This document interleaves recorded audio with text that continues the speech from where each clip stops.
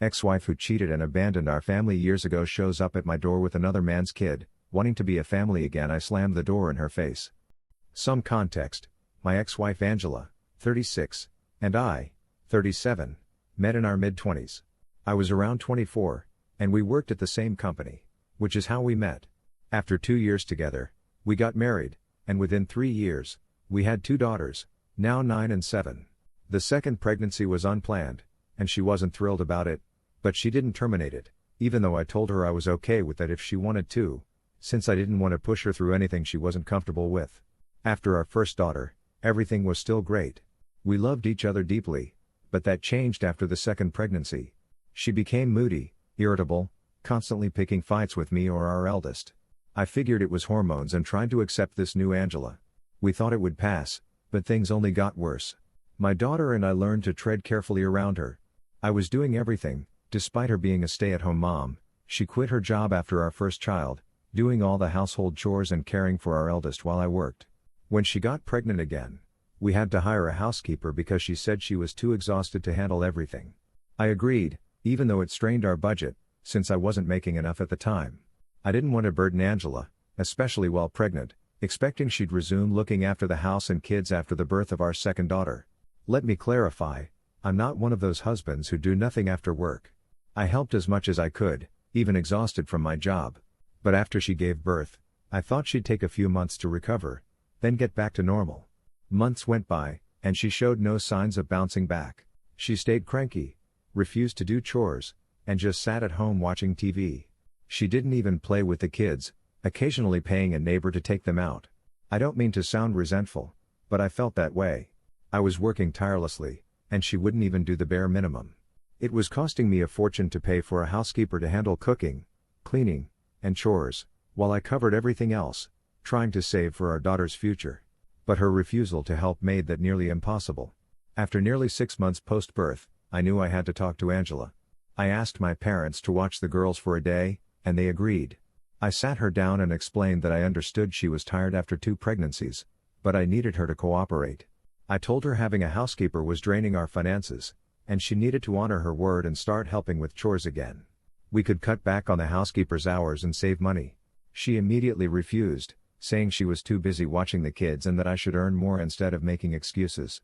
I told her I was doing my best, but she needed to do her part if we wanted this marriage to work.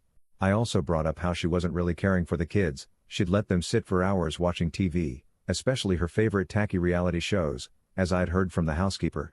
That was a mistake. She exploded, accusing me of spying on her through the housekeeper, and went on a tirade about how she was fed up with being pushed around, forced to do everything while I did nothing but sit at a desk. She said it was my fault I couldn't afford a housekeeper, blaming me for our financial issues. She claimed it was shameful I had to beg her to help. Her reasoning was illogical. She was grasping at straws, trying to make it seem like there was nothing wrong with her doing nothing all day, while I was the crazy one for expecting her to contribute. We ended up in a huge fight. She called me a loser who couldn't handle a woman like her. I shot back with a remark about how she was a lazy cow, failing as a mother, given how terrified our eldest was of her, and now failing as a wife too. That comment pushed her over the edge. She shoved me hard enough that I lost balance, hitting the coffee table and shattering glass.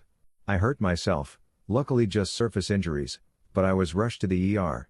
She kept crying and apologizing, but I didn't trust her anymore. I told her she had to move out because I didn't want her around the kids. There was no telling when her temper might slip and harm them too.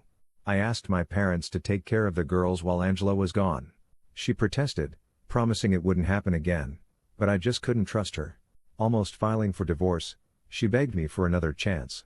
We agreed she'd stay with her parents for a while, undergo therapy, and only come back when a doctor cleared her.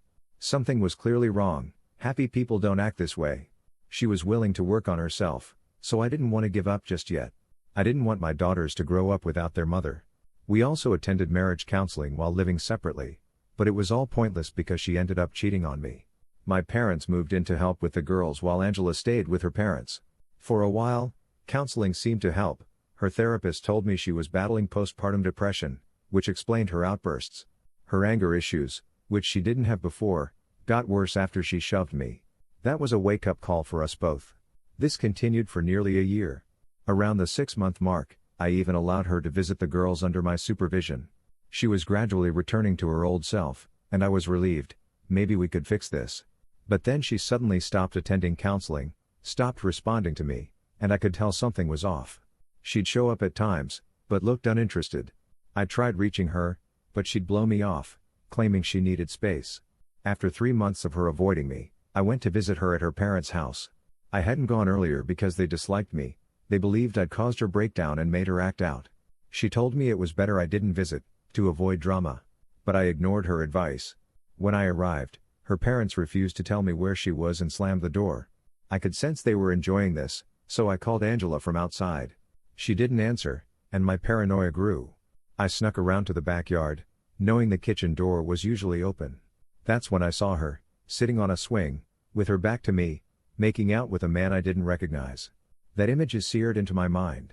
It was the worst moment of my life, one I haven't been able to forget. The man saw me first and quickly pulled away. Angela turned around, and I started walking back to my car.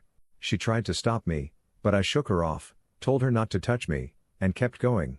I got in my car and drove home, blocking her everywhere I could, and told my parents I wanted a lawyer.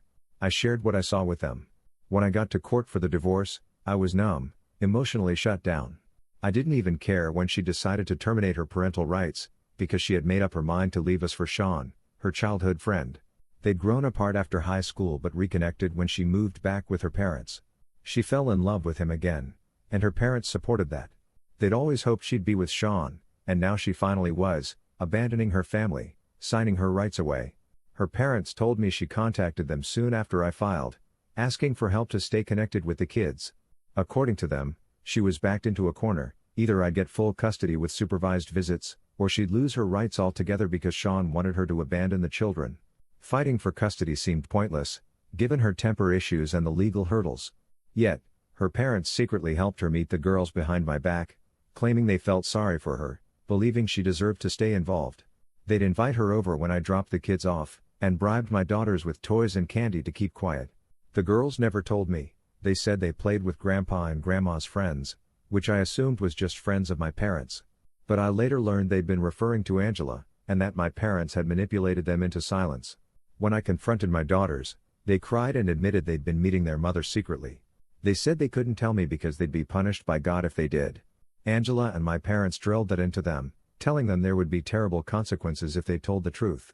I felt terrible as a father for not asking who they played with after school, because it could have been someone more dangerous than Angela, and I never would have known.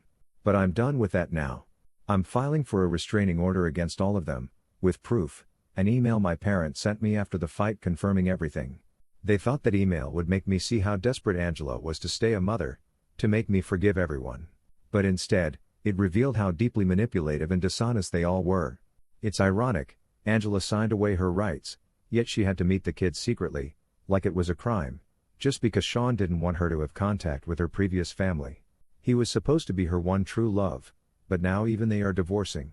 They had a son together, but according to my parents, Sean wants nothing to do with her or their child now, since he's moving away for a new job. Angela recently started working again, and their son is in kindergarten here. She refused to move with Sean because of their ongoing fights. 3 months ago, Sean told her he was finished and taking that new job.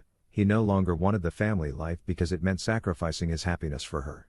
All of this was supposed to make me pity Angela, but honestly, all I feel now is justice. I've spoken to my lawyer, and the restraining order has been filed. I've told my daughters that they will never see their grandparents or Angela again, and they seem okay with that, for now. We're still in therapy, working through everything because I know it's been tough for them, especially over the past 5 years. But this chapter is closing. It ends here.